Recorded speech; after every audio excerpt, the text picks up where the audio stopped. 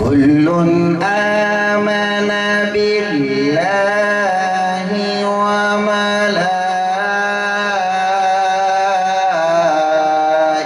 وملائكته وكتبه ورسله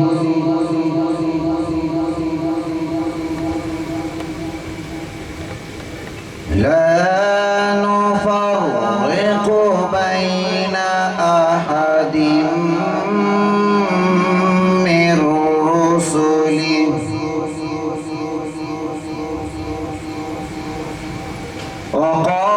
وقالوا سمعنا وأطعنا